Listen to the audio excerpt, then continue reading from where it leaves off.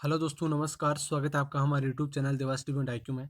हम आज इस क्लास में हिंदी व्याकरण के महत्वपूर्ण प्रश्नों की चर्चा करने वाले हैं जो पटवार और रीट के लिए इंपॉर्टेंट है साथियों। ठीक है, टेस्ट नंबर हमारा आज 9 नंबर है। अगर टेस्ट आपको 1 से 8 तक देखना है तो आप चैनल की प्लेलिस्ट में जाकर देख सकते हैं। ठीक है, और चैनल को सब्सक्राइब नहीं किया तो सब्सक्राइब जरूर कर लेना, जिससे आपको हर दिन शाम 6 बजे ये लेटेस्ट क्लास मिलती रहे। ठीक है, और टेलीग्राम चैनल ज्वाइन नहीं किया तो टेलीग्राम चैनल का डिस्क्रिप्शन लिंक दिया, टेलीग्राम चैनल ज्वाइन करके क्वेश्चन आप PDF में प्राप्त कर सकते हैं। ठीक है, तो स्टार्ट करते हैं आज के महत्वपूर्ण प्रश्न। आप साथ में आंसर दे सकते हैं या लास्ट में बताना आपके कितने राइट हो रहे हैं। यथार्थ में कौन सी संधि है? दीर्घ, वर्दी, गुण, इनमें से कोई नहीं। तो यथार्थ में कौन सी संधि हो जाएगी? यथा, धन, अर्थ। तो इसमें आपके साथियों दीर्घ संधि हो जाएगी। ठीक है, तो ए ऑप्शन इसमें राइट हो जाएगा। अगला क्वेश्चन हो जाएगा, हिंदी भाषा का जन्म हुआ लौकिक संस्कृत, वैदिक संस्कृत, पाली प्राकृत संस्कृत या अपभ्रंश? तो हिंदी भाषा का जन्म कहाँ से हुआ था?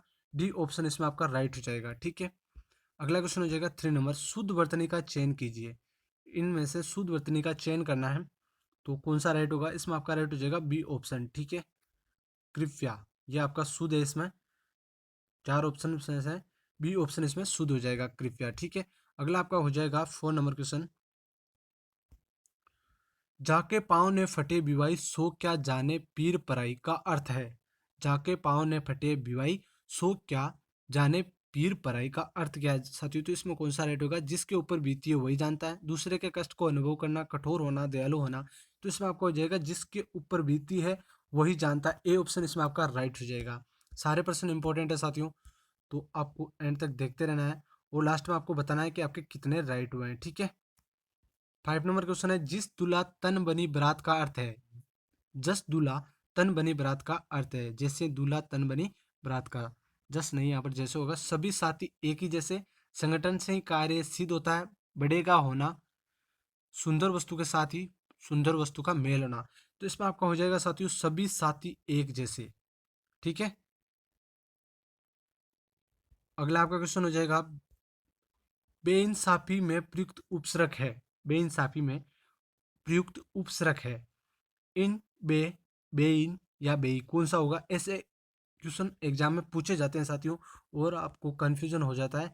तो इससे क्वेश्चन को आपको ध्यानपूर्वक हमेशा ध्यान देना है इस पर। तो इसमें आपका कौन सा हो जाएगा? इसमें आपका हो जाएगा साथियों बे, खाली बे हो जाएगा। बे इंसाफी, बे धन इंसाफी करेंगे तो आपका बे अलग हो जाएगा, इंसाफी अलग हो जाएगा। ठीक है, अब अगर साथ मान लो कि बे ही कर दें तो फिर साफी कोई मतलब नहीं रहा पीछे वाला, तो दोनों शब्दों में होना चाहिए कुछ, तो बे इंसाफी। तो इसमें बी ऑप्शन आपका राइट हो जाएगा। ठीक है, अगला क्वेश्चन हो जाएगा, बहाव शब्द में प्रयुक्त प्रत्यय कौन सा है? बहाव शब्द में प्रयुक्त प्रत्यय कौन सा है?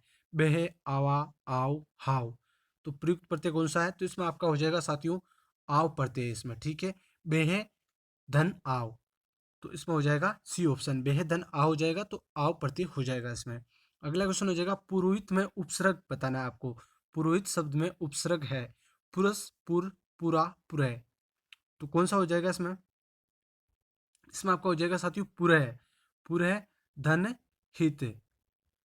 ठीक है, डी ऑप्शन इसमें राइट हो जाएगा।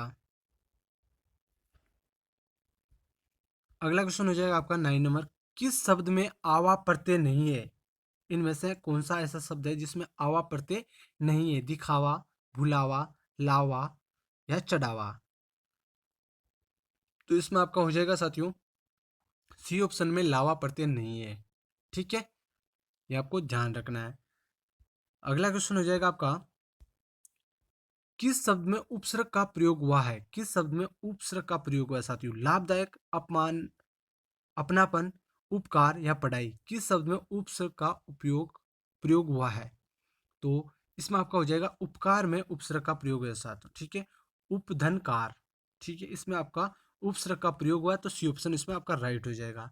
अगला आपका क्वेश्चन हो जाएगा, निम्न में से किस शब्द में प्रत्यय का प्रयोग हुआ है?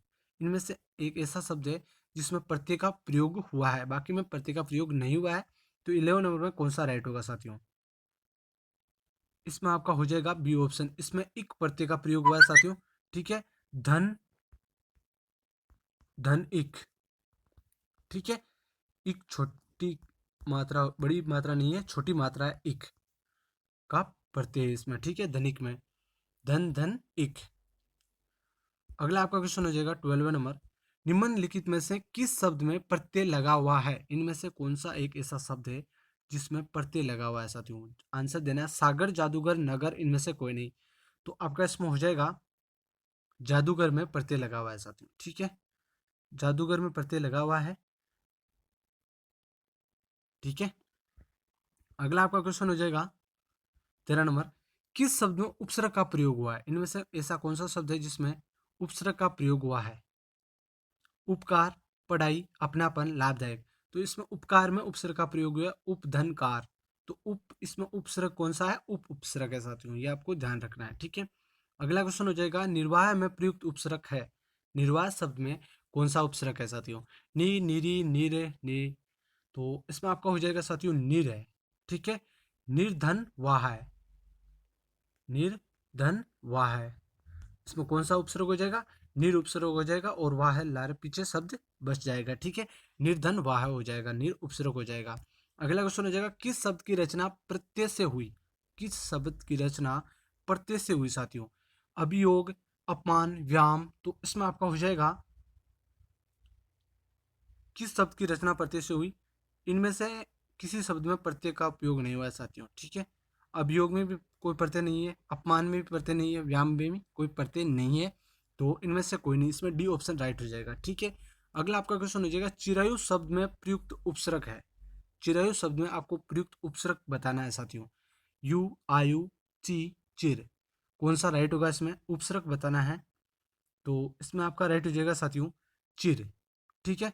चिर धन आयु। उपसर्ग हमेशा आपको ध्यान रखना है पहले लगता है और प्रत्यय पीछे लगता है, शब्द के पीछे प्रत्यय लगता है, उपसर्ग पहले लगता है। तो इसमें चिर धन आयु हो जाएगा साथियों, ठीक है। चिर धन आयु, तो चिर इसमें उपसर्ग हो जाएगा, डी ऑप्शन राइट है। अगला आपका क्वेश्चन हो जाएगा 17 नंबर, किस शब्द में उपसर्ग नहीं है? ऐसा शब्द है जिसमें उपसर्ग नहीं है, प्राज्ञ, ओढ़ना, अपवाद, प्रभाव। तो इसमें आपका हो जाएगा साथियों अपवाद में उपसर्ग नहीं है, ठीक है। अपवाद में उपसर्ग नहीं है, प्रभाव में है, प्र उपसर्ग है, ओढ़ना में ओ उपसर्ग है, प्राज्ञ में प्र उपसर्ग है साथियों, ठीक है। अपवाद में उपसर्ग नहीं हो जाएगा, नहीं होगा, ओके।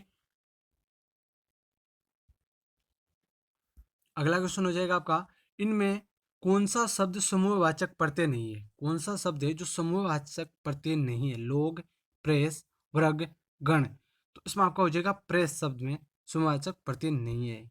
अगला आपका हो जाएगा पवित्र में प्रयुक्त संधि का नाम बताना है। पवित्र में प्रयुक्त संधि कौन सी है? गुण संधि, अयादि संधि या वृद्धि संधि, या इनमें से कोई नहीं। तो आपका साथियों इसमें हो जाएगा अयादि संधि है पवित्र में। कैसे हुई? पवित्र का आपको संधि विच्छेद करोगे तो कैसे करोगे? पो धन इतर साथियों, ठीक है।